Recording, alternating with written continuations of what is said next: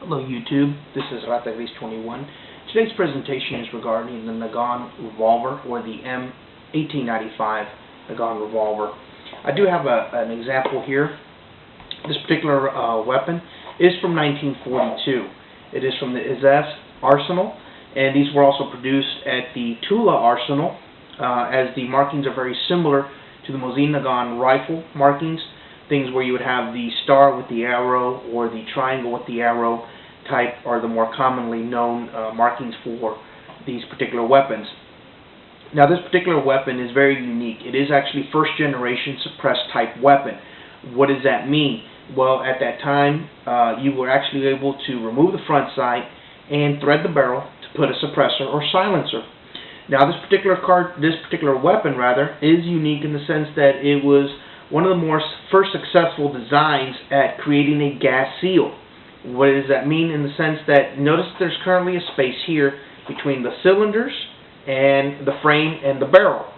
Now what happens is as you depress the hammer, this particular weapon is unloaded. What you do is the cylinders rotate and then move forward, creating a complete seal of not only the cylinder, the cartridge, and the barrel. It becomes all as one. Now what happens is when the hammer is dropped, it actually has a firing pin on the hammer. It's not inside of the frame at all. Now this particular weapon does shoot a 7.62 by 38 R cartridge. Now this particular weapon is loaded through the Abadai gate or loading gate, and as I mentioned before, it is empty. And this particular weapon, when you fire it, it can be fired either single action, as you have seen in the demonstration, or you can actually use it in double action mode.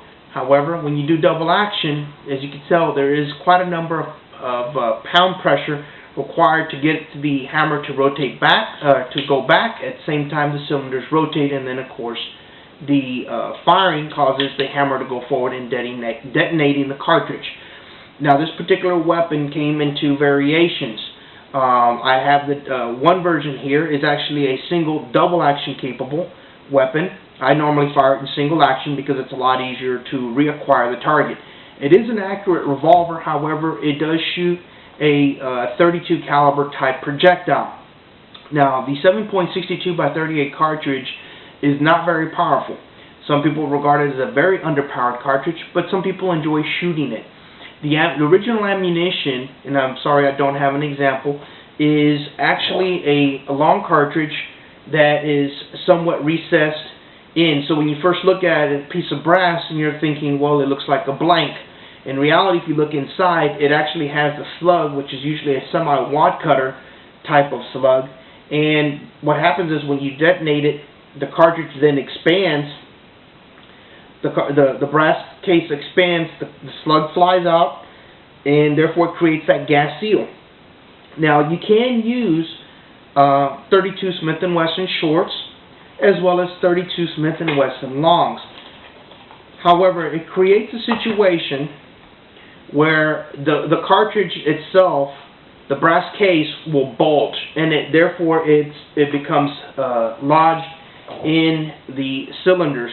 So you would have to use the push rod or the cleaning rod that is actually provided with most weapons.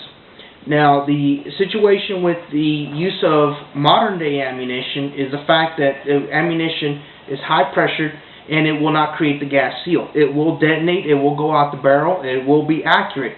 However, it creates a powder residue on both sides of the weapon, making it very, very dirty.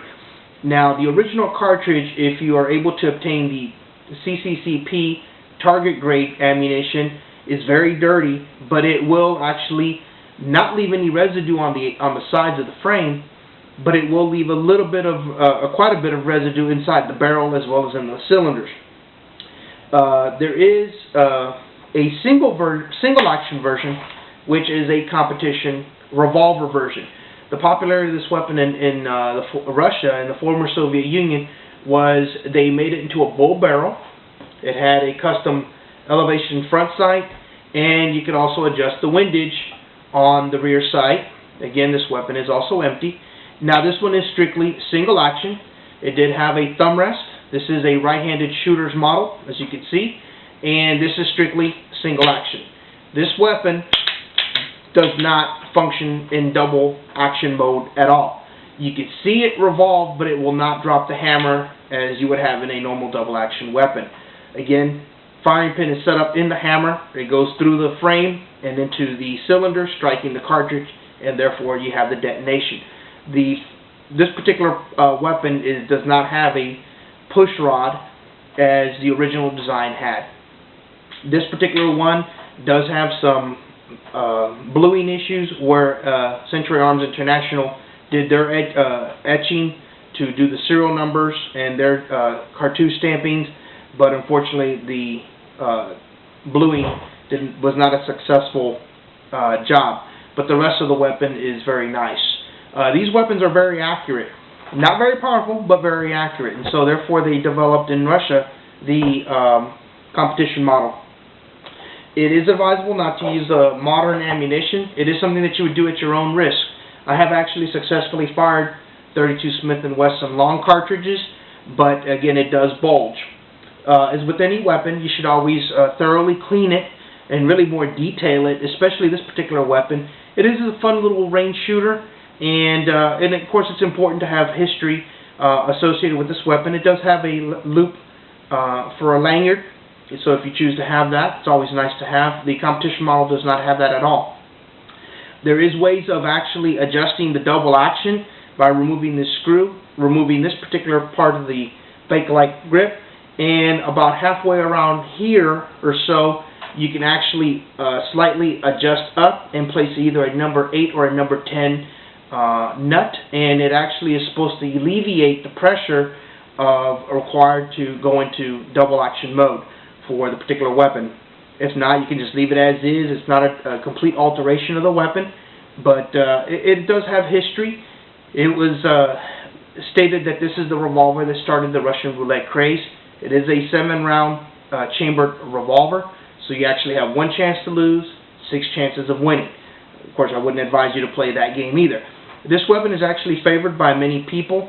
One of the famous people that actually loved this weapon and used it in combat was Mikhail Kalashnikov, who would like to be able to use this through the sight ports of a tank, and whenever they ran out of ammunition, they could rely on their Nagant revolvers to fire.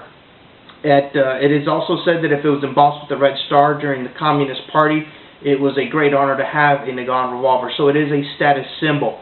It's a nice little collector's piece, and you can pick them up relatively inexpensively for about $100 to $150 range, depending on whether you get a standard model or a hand select, as offered through several companies. This particular revolver I bought it at republicarms.com, and also obtained the competition model through them on a transfer from Century Arms International. They're currently the few importers that are actually carrying this particular revolver, the competition model. So if you have any questions, please feel free to leave me a comment or send me a message, and I'll be more than happy to address that for you. Once again, this is regarding the 1895 Nagant Revolver. I hope you enjoyed the presentation, and please tune in for other videos that I may do in the future. Thank you and have a great evening.